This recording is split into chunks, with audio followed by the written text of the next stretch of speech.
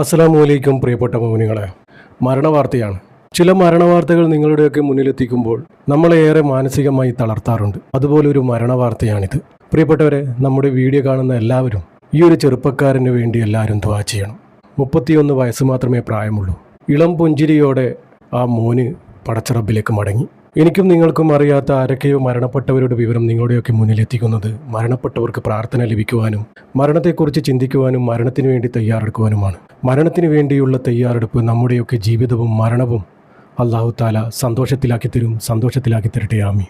ഈ ഒരു വാർത്തയിലൂടെ ഞാനും നിങ്ങളും ഓരോ കുടുംബത്തിൻ്റെ വേദനയിലാണ് പങ്കുചേരുന്നത്. കണ്ണൂർ കക്കാട് ഷാദുരിപ്പള്ളി സ്വദേശിയായ 31 വയസ്സുകാരൻ അജ്മലാണ് മരണപ്പെട്ടത്. ഇന്നാലില്ലാഹി വ ഇന്നാ ഇലൈഹി റാജിഊൻ. ഒരു നാടിനെ തന്നെ സ്തംഭിപ്പിച്ച ഒരു മരണമായിരുന്നു അജ്മലിൻ്റെത്. അവിടെയുള്ള നാടും നാട്ടുകാരും സ്റ്റക്കായിപ്പോയ ഒരു മരണം. നാട്ടിനും നാട്ടുകാർക്കും പ്രിയപ്പെട്ടവനായിരുന്നു അജ്മൽ. അജ്മലിൻ്റെ കുടുംബത്തിലേക്ക് കയറി ചെന്നാൽ ഒരുപാട് കഥകൾ പറയാനുണ്ടാവും അജ്മലിനെ കുറിച്ച്.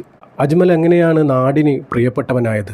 KV അഷ്റഫ് ഉമീറ ദമ്പതികളുടെ പൊന്നോമന മകനാണ് അജ്മൽ എന്ന ഈ ഒരു ചെറുപ്പക്കാരൻ. ഈ ദമ്പതികൾക്ക് 2 ആൺമക്കളാണ്. മൂത്തത് അസ്കർ എന്ന സഹോദരൻ. ആ നാടിൻ്റെ തന്നെ പൊന്നോമന പുത്രനാണ് അജ്മൽ. അജ്മൽ എല്ലാവർക്കും പ്രിയപ്പെട്ടവനാണ്. ആ കുടുംബത്തിന് മാത്രമല്ല, അജ്മലിന് ഒരുപാട് പ്രത്യേകതകളുണ്ട്. പടച്ചറബ്ബ് ഒരുപാട് പ്രത്യേകതകൾ കൊടുത്താണ് അജ്മലിനെ നമ്മുടെ മുന്നിലേക്ക് കൊണ്ടുവന്നത്. നമ്മളിൽ നിന്നൊക്കെ ഒരുപാട് വ്യത്യസ്തൻ. പ്രിയപ്പെട്ടവരെ, 31 കൊല്ലമായി അജ്മൽ കിടക്കാൻ തുടങ്ങിയിട്ട് ഇന്നലെ വരെ. അജ്മലിൻ്റെ കൈയും കാലും തളർന്നതാണ്. 2.5 വയസ്സിലെ പോളിയോ ബാധിച്ച് കൈയും കാലും തളർന്നു പോയതാണ്. അന്ന് കിടപ്പിലായതായിരുന്നു അജ്മൽ. എന്നുവെച്ച് അജ്മൽ നിരാശനൊന്നല്ല. അജ്മൽ പൂർണ്ണ ആരോഗ്യവനാണ്, ഏറെ സന്തോഷവനുമാണ്. അങ്ങനെയായിരുന്നു അജ്മലിൻ്റെ ഉമ്മ അജ്മലിനെ വളർത്തിയത്. ഉമ്മ മാത്രമല്ല, ഉപ്പയും സഹോദരനും പൊന്നുപോലെയായിരുന്നു നോക്കിയത്. അജ്മലിൻ്റെ ലോകം ഉമ്മയ്ക്ക് ചുറ്റുമായിരുന്നു. ഈ 31 കാലവർഷം അജ്മൽ എങ്ങനെ ഈ സന്തോഷപൂർവ്വം ജീവിതം മുന്നോട്ട് നീക്കി? അത് ഒരുപാട് പേരുടെ ചോദ്യങ്ങളായിരിക്കും നമ്മളിങ്ങനെ പറയുമ്പോൾ. അജ്മലിൻ്റെ കാലും കൈയും തളർന്നു പോയെങ്കിലും അതോർത്ത് അജ്മൽ നിരാശപ്പെട്ടിട്ടില്ല. ഏറെ സന്തോഷത്തോടെയായിരുന്നു അജ്മൽ ജീവിതം മുന്നോട്ടേക്ക് നീക്കിയത്. ജോലി ചെയ്യാൻ പറ്റില്ല എങ്കിലും വീട്ടിൽ നിന്ന് തന്നെ അജ്മൽ സമ്പാദിച്ചിരുന്നു. ചെറിയ കുട്ടികൾക്കൊക്കെ ഏറ്റവും പ്രിയപ്പെട്ടവനായിരുന്നു അജ്മൽ. ആ മാതാപിതാക്കളുടെ നോട്ടത്തിൻ്റെ പവറാണ് അജ്മൽ ഈ 31 വയസ്സ് വരെ ജീവിച്ചു പോയത്. പടച്ചറബ്ബ് ആ മാതാപിതാക്കൾക്ക് ആരോഗ്യവും ആഫിയത്തും കൊടുക്കുമാറാകട്ടെ. അതുപോലെ തന്നെ പൊന്നുപോലെ ഒരു ഏട്ടനുമുണ്ട്. അജ്മലിൻ്റെ ലോകം മുഴുവനും ആ വീട്ടിലെ ചുറ്റുമായിരുന്നു. ഒരുപാട് സുഹൃത്തുക്കളാണ് അജ്മലിന്. നമുക്കൊന്നും അറിയാത്ത, ആ വീട്ടുകാർക്കൊന്നും അറിയാത്ത ഒരുപാട് സുഹൃത്തുക്കളുണ്ട്. ഇത്രയും ആളുകൾ അജ്മലിനെ സ്നേഹിക്കുന്നുണ്ട് എന്നറിഞ്ഞത് ഇന്നലെയാണ്. അജ്മലിൻ്റെ മരണശേഷം ആയിരങ്ങളായിരുന്നു ജനാസക്ക്. ഒരു നോക്ക് കാണാൻ തടിച്ചു കൂടിയിരിക്കുകയായിരുന്നു ജനങ്ങൾ പലയിടങ്ങളിൽ നിന്നും. അജ്മലിൻ്റെ ഇത്രക്കാലത്തെ ജീവിതം ഒരു ബോറടിക്കാത്ത ജീവിതമായിരുന്നു. അത് ആ മാതാപിതാക്കളുടെയും അജ്മലിൻ്റെ ജ്യേഷ്ഠൻ്റെയും കഴിവ് തന്നെയാണ്. അജ്മൽ ഇത്രക്കാലം ജീവിതം മുന്നോട്ട് നീക്കിയത് ആ ഉമ്മയുടെ ചുറ്റുമായിരുന്നു. അജ്മലിൻ്റെ ലോകമേ ഉമ്മയായിരുന്നു. രാവിലെ അജ്മലിനെ ഉമ്മ ചെയറിലിരുത്തി പുറത്തു കൊണ്ടിരുത്തും. അജ്മലിൻ്റെ വീട്ടിന് ചുറ്റും പല കൃഷികളായിരുന്നു. ഇതൊക്കെയാണ് അജ്മലിൻ്റെ വരുമാനം. പ്രാവുണ്ട്, കോഴിയുണ്ട്, ആടുകളുണ്ട്, പശുക്കളുണ്ട്. ഇങ്ങനെയൊക്കെ വലിയ രീതിയിൽ സമ്പാദിക്കുന്ന ഒരു വ്യക്തിയായിരുന്നു അജ്മൽ. പ്രാവുകളെ മത്സരത്തിനൊക്കെ വിടാറുണ്ട്. പ്രാവുകളുള്ളത് കൊണ്ട് തന്നെ ഒരുപാട് മക്കളും അവിടെ വരാറുണ്ട്. അജ്മലിൻ്റെ കളിയും ചിരിയും ഒക്കെ ചെറിയ മക്കളിലായിരുന്നു. അജ്മലിൻ്റെ ഓരോ ദിവസവും ഭയങ്കര ഫാസ്റ്റാണ്. അതുമാത്രമല്ല, സ്പോർട്സിലൊക്കെ നല്ല താല്പര്യമായിരുന്നു. അതുകൊണ്ട് തന്നെ ഫുട്ബോൾ കളി നടത്താറുണ്ട്. അതും അജ്മൽ തന്നെയാണ് നടത്താറ്. ആ വീൽ ചെയറുമായി അജ്മൽ ആ ഗ്രൗണ്ടിലിരിക്കും. അങ്ങനെ ഒരുപാട് കളികൾ നടത്താറുണ്ട്. നല്ലൊരു ഫുട്ബോൾ പ്രേമിയാണ് അജ്മൽ. ഇങ്ങനെയൊക്കെ ആയതുകൊണ്ട് തന്നെ അജ്മലിന് ഒരുപാട് ബന്ധങ്ങളുണ്ട്. ഇനി 2-3 ആഴ്ച കഴിഞ്ഞാൽ ഇനിയും ഒരു ഫുട്ബോൾ കളി നടത്താനുണ്ടത്രേ. അതിനുള്ള സാധനങ്ങൾ, സമ്മാനങ്ങൾ, ട്രോഫികളൊക്കെ ആ വീട്ടിൽ വാങ്ങിച്ച് സൂക്ഷിച്ചു വെച്ചിരിക്കുകയാണ്. അതിനിടയിലാണ് അജ്മൽ ഇന്നലെ മരണപ്പെട്ടു പോയത്. ആ ഉമ്മയുടെ കാര്യം ഓർക്കുമ്പോഴാണ് ഏറെ സങ്കടമായി പോകുന്നത്. ആ കുടുംബത്തിലെ എല്ലാമായിരുന്നു അജ്മൽ. കുടുംബത്തിലെ ആ വെളിച്ചമാണ് ഇല്ലാതായിപ്പോയത്.